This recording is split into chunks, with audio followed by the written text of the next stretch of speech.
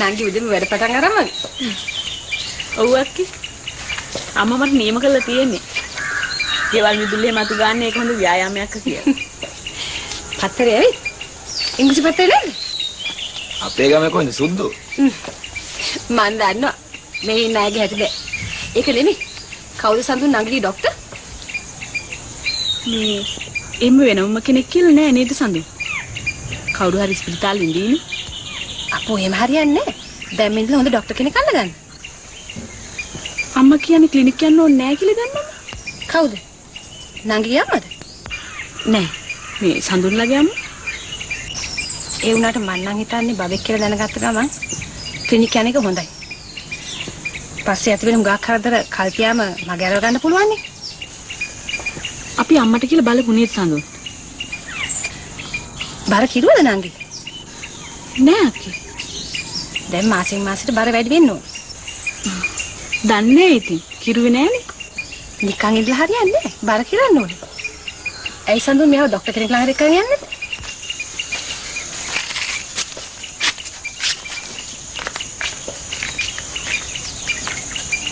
ඔය අපේ ගෙදර ආවනම් ડોක්ටර් කෙනෙක් බලන්නත් පුළුවන්. කැමති දෙයක් ගාලා ෂෝක් එකට ඉන්නත් පුළුවන්. මං කොහමද අක්කේ ඒක කරන්නේ? අපරාධ. මට ඔයාගෙන හරි දුකයි.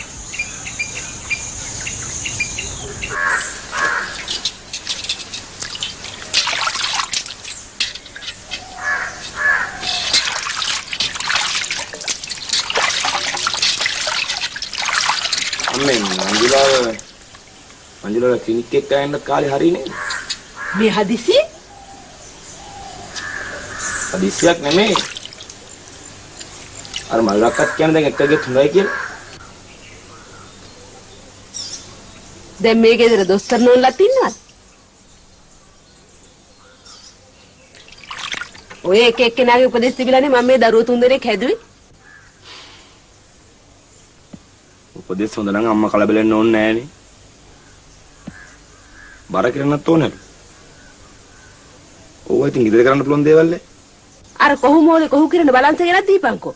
එල්ලිලා බර කිරා ගන්න.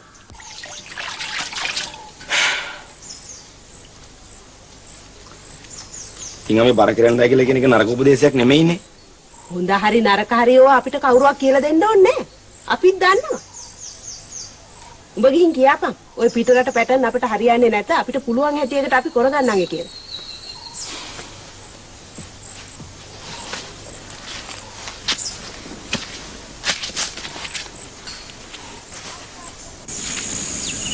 දිලිප් පුතා හිටියානම් බොහෝම ආසාවෙන් මේ ගමන් බිමන් යනවා එනවා. මිනිහා ඉගෙන ගන්න රට ගියයින් මටත් පාළුයි. මමත් අවශ්‍යයි සිය මේ ගමේ ටික දවසක් නවතින්න. අපෝ මන් නම් ආස නැහැ. චාමරේ නවතින්න ඕන නෑ. මං කිව්වේ මං ගැන. සිය කොහෙද මේ අපි එක් කරගෙන යන්නේ? එළවලු කොටුවට.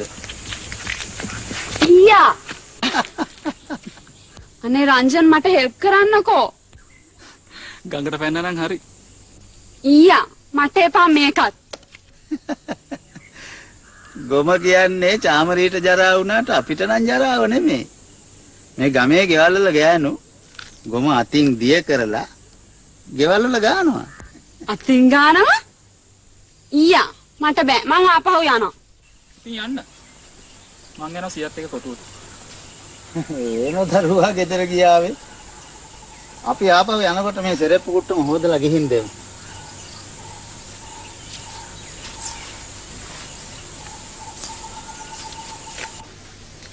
අම්මා දාවේ හොඳ දවසේ. සෙනගත් අයියලවත් හම්බෙන්න පුළුවන් නෑනේ. මට හිතුණා විද්දුව බලලා යන්න ඕන කියලා. මාසෙකට සැරයක් නෝරදව වෙනවා. දැන් ඉතින් වැඩිපුරත් බලනවා නැතිනේ. මං ඇන්ටිට කියන්න. මංජුලාව අපේ ගෙදරට එවන්න. නැත්තම් අපි යන ගමන් කරගෙන යන්නම්කෝ. දැන් ඉතින් හොඳට කන්න බොන්න ඕන කාලනේ. ડોක්ටර්ස්ට පෙන්නන්නත් ඕනේ. ටෙස්ට් කරන්නත් එපායි. එහෙ ඉතින් උකුම් පහසුකම් තියෙනවනේ. මට මෙහෙ දාලා එහෙ යන්න බෑනේ අක්කේ. අපිට පුළුවන් මංජුලාව නර්සින් හෝම් එකට ඇතුල් කරන්න. බබා හම්බුනට පස්සේ නර්ස් කෙනෙක් ගෙදරටම ඇවිල්ලා බබාගේ වැඩ කරන්න හැටි කියලා දෙයි. ඒගොල්ලෝ බර කතාවක් වගේ. ඒ කාලේ අපි දරුවෝ හම්බෙන්න ඉන්නකොට අපි නම් පිළිපැද්දේ අපේ අම්මලා දෙන උපදෙස් තමයි නේද නංගි? නන්දගේ දාක මොකද වුණාද?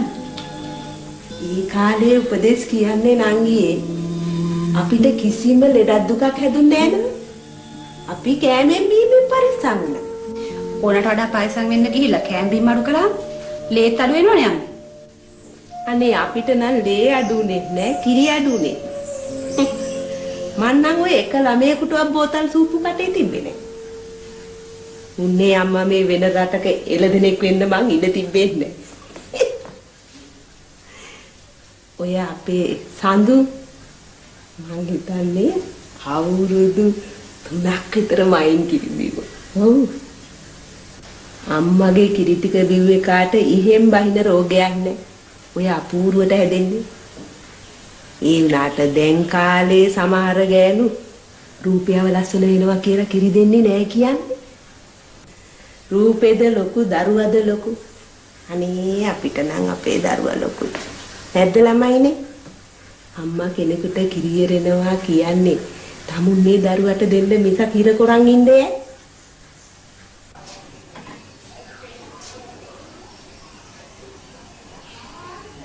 සුභාෂ්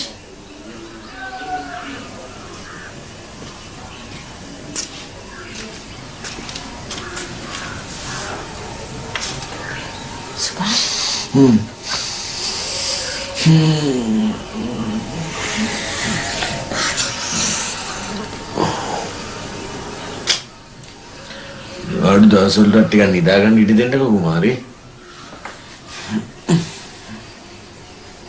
සුභාෂ් ටිකක් නැගිටින්නකෝ. ඊට වැඩි හොඳ අර නැවේ කැබින් එකේ නිදාගත්තා. අයි මොකද? ඔයාගේ තාත්තා හම්බෙන්න ආපු මිනිහ ටිකක් තරහින් කතා කරනවා වගේ. ඔයාගේ තාත්තට මොකක් හරි කරදරයක් දන්නේ.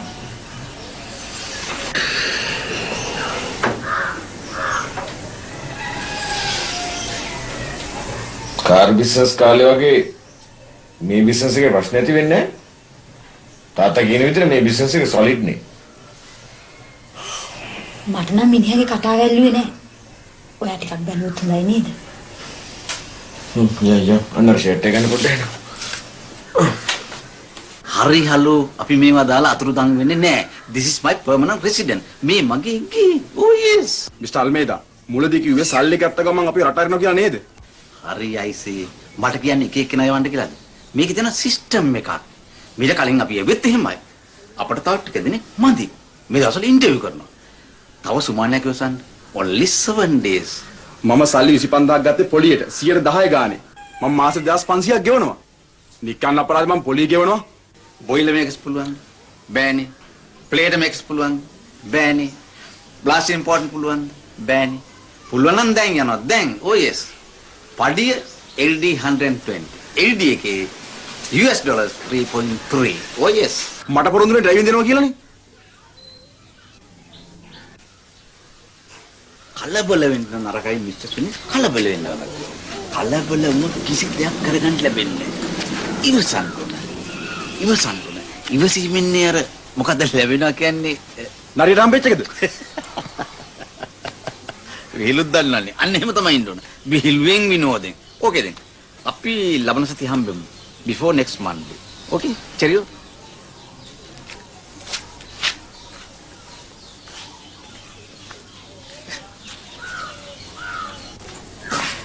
ඔබ තාත්තේ හඳුනන මිනිස්සේ පොඩි ජෝක් එකක් ගැහුවා.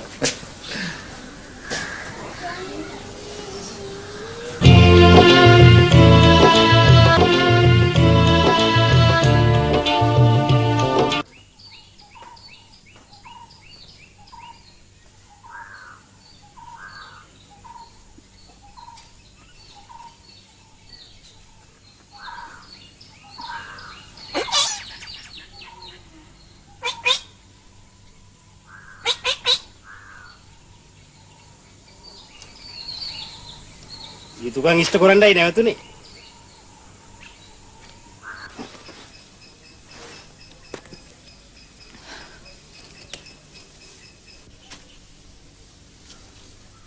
කඩේ ගියා කන්දේ දෙරට බඩු ගේන්න. හිනුත් පාරවල් තියෙනවා. හැමදාම මහපාරේ යන්නේ මොකටද කියලා මේ පැත්තෙන් ආවා. කාලගුණයටත් ඉතින් කන් දෙක දෙට්ටම කර කර හිටියා මද. එහෙම හිතනවා නම් මම මේ පැත්තෙන් එනවා සෝමෝති. කො මොකක් කරගෙන ආවන?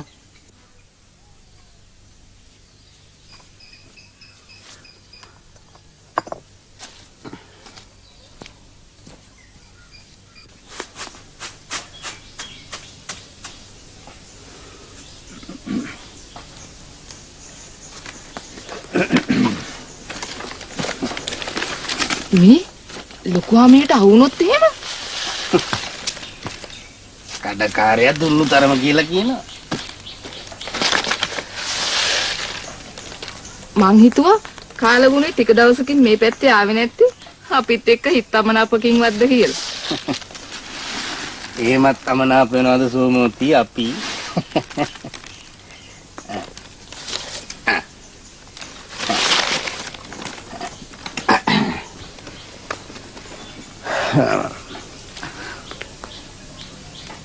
අද රැට නම් හඳේලියක් තියෙන්නේ.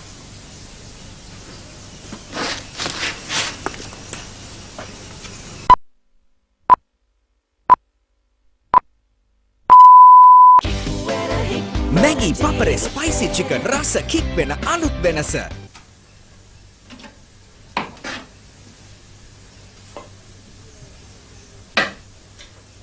ගඟට ගියේ තාම ආවේ නැද්ද ළමයි?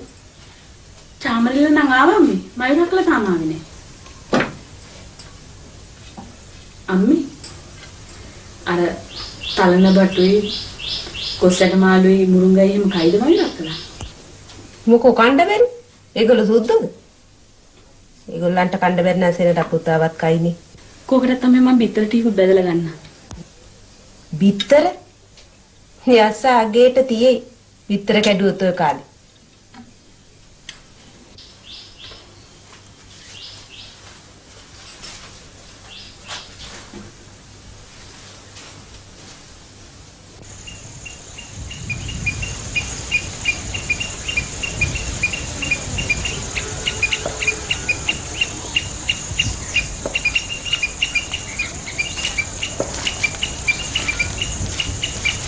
මෙන්න මේ ඉඩම තමයි අපේ නමට ලියනවායි කියන්නේ. එක්කයක් කීයද? තාත්තනම් කියන්නේ අක්කර 13ක් අපිට ලියනවායි කියලා. හරියට බෙදුවා නම් ඊට වඩා එන්න ඕනේ නේද? ඔයා කිව්වේ අක්කර 50ක් විතර තියෙනවායි කියලා. තියනවා නම් තමයි. ඉතින් අක්කර 50 හරියට තුනට බෙදන් දන්නේ නැද්ද ඔයාගේ අම්මටයි තාත්තටයි? ඇයි ඔයාට විතරක් අසාධාරණද? නංගිටයි මටයි ටිකක් අඩුවෙන් තමයි වෙන් කරලා තියෙන්නේ. සඳුන්ට නම් ටිකක් වැඩියෙන් දීලා. එයාට ගේත් ලියනවලු. බලන්න එයාකින් අපේ ඩැඩි කොච්චර සාධාරණද කියලා. ඉංග්‍රීසි වලින් අයියටයි මටයි එක වගේ ගෙවල් දුන්නා. ඔය සාධාරණ කතා කරන මිනිස්සු ළඟ සාධාරණ නෑ වගේ. දැන් ඉතින් කරන්න දෙයක් නැහැ. දෙන දෙයක් ගන්නවා මිසක බලෙන් ඉල්ලන්න බෑනේ. පවුලේ බාලයට ගයක් ලියලා දෙනවා කියන එකේ මොකක්ද තියෙන්නේ සාධාරණ? බලාගෙන යනකොට ඔයා කියන කතාවෙත් ඇත්තක් තියෙනවා. සමහරු ගෙවල් හදන කාලේට ඉපදිලත් නෑ. බඩු මුට්ටු ගේන්නේ, වියදම් කරන්නේ, වැලි ගල් අදින්නේ, සේරම වැඩි මහල් උදවිය. අන්තිමේදී ගේ බාර දීලා එළියට බහින්න වෙන්නේ ඒගොල්ලන්ට. ඒකනේ සෙනේ මාත් අහන්නේ. බාලයට ගේ දෙන එක සිරිතනේ මයුරා. ඔයගොල්ලන්ට හැමදේම සිරිත. අන්තිමට වෙන්නේ සිරිත් ඔක්කොම පොඩි බඳගෙන මහා පාරට බහයි. හොඳ වෙලාවට මට ගෙයක් තිබුණා. නැත්තම් සීත හැටියට ඔයාට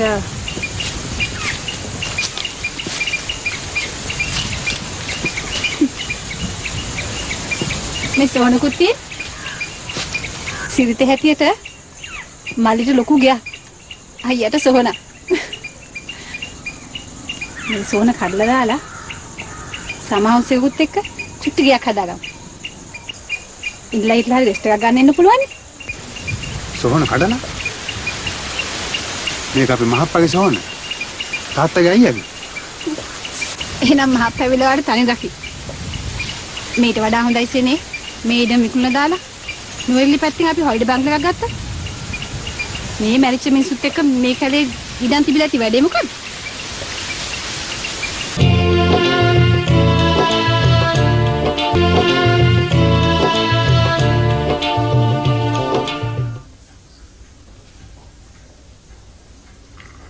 සීයා කන්නේ නැද්ද? දූලේ අම්මයි තාත්තයි ආහම මම කෑම කන්නකෝ. අපිට නම් බඩගිනි. ගඟේ නෑම ගොඩක් බඩගිනි වෙනවා. ගෙදර බාත්රූම් එකේ ෂාවරයකින් නෑම නම් මෙච්චර බඩගිනි වෙන්නේ. ඒක තමයි ගමේ මිනිස්සු හොඳට කන්නේ බොන්නේ. මංජුලන්ති කොහමගේ ගෑරප්පුවද? තියෙනවා ඉන්න මං ගෙනත් දෙන්න.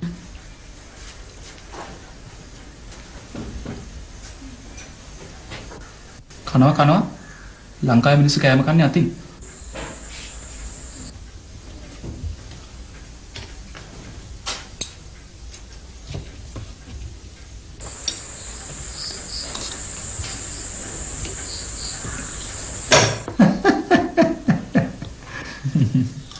ළමයෝ දේශේ හැටියට බාසේ කොස්සට මුරුංගා තලුම්බටු කන්න ඕන හැඳි ගෑරුප්පු වලින් නෙමෙයි අතින්.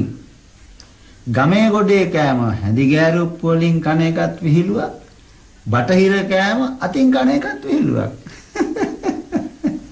උඹ ඔය කියන සේරම ඇත්තමද කාලගුණේ? මගේ ඇස් දෙක පල්ලා මම මේ කියන්නේ ඇත්ත ලොකු ආමිනේ. බාල මහත්තයාගේ අයියාගේ සෝන කඩනවා කිව්වා. ආයේ ඒකේ දෙකක් නෑ.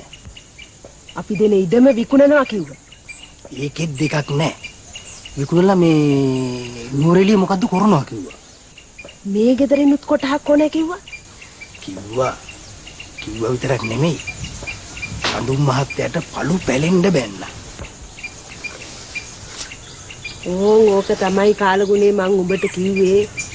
පස්සෙන් ඵලයන්ය ගිහින් කියන දේවල් සේරම අහගෙන ඇවිල්ලා මට රපෝර්තු කරපන්ය කියලා. නේද කියන්නේ. කිව්ව විදිහට මං කරලා ඇති.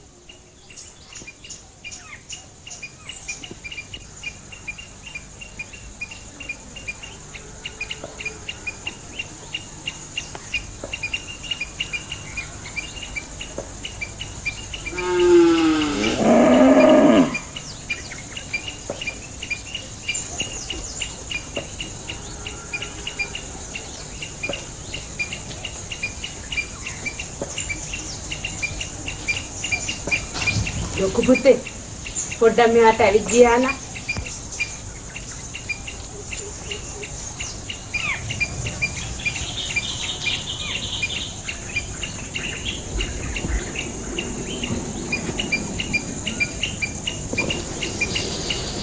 ලොකු පුතේ අපි උඹ හැදුවේ උඹට ඉගෙනුවේ ලොකු තානාන්තර වලට පත් කෙරුවේ. ඔය ටික අහගන්නද පුතේ? දෙමාපියෝ තමුන්ගේ දරුවන්ට දේපොළ ලියන්නේ උන්ට ඒවා විකුණගෙන කන්නද? විකුණලා ජවුසන් නටන්න නුවරඑළියෙන් බංගලා ගන්නද? උඹලා මහප්පා මැරිච්ච වෙලාවේ තාත්තා සොහනක් හැදුවේ උඹේ නෝනට කඩලා දාන්නද? මේ වුණත් තාත්තට මොනවද හිතේද? එක ගෑනුන්ගේ පදේට නටන්නද පුතේ උඹ ඔය තරම් ඉහළට ඉගෙන ගත්තු?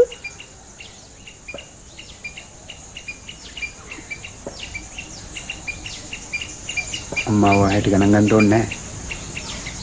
මයුරා ඔය විහිළුවට වගේ කිව්වට මුකුත් කෙරුණේ නැහනේ. විහිළු? යකාගේ විහිළු. සෝහන් කඩන විහිළු කොහෙද ලොකු පුතේ තියෙන්නේ? ඕවා නොකරන්නේ අපි ජීවිතුන් අතර ඉන්නකම් විතරක් වෙන්න පුළුවන්. අපි මැරිච්ච කාලෙක වුණා අපේ සෝහන්. නෝක තමයි මම මගේ දේවල් පරාණ බුද්ධිය තියාගෙන ලියන්නේ.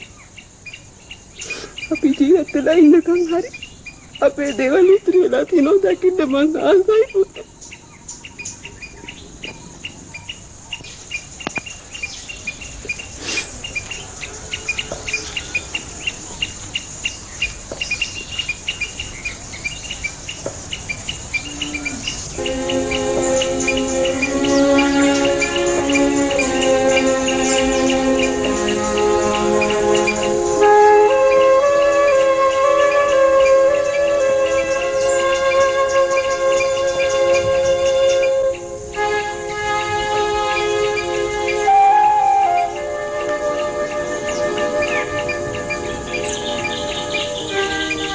නංගා අපි අද හවස ගියොත් හොඳයි.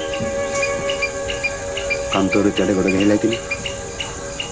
අනික ගෙදරත් අරපු ගමන් අපි තාට කින්නම්.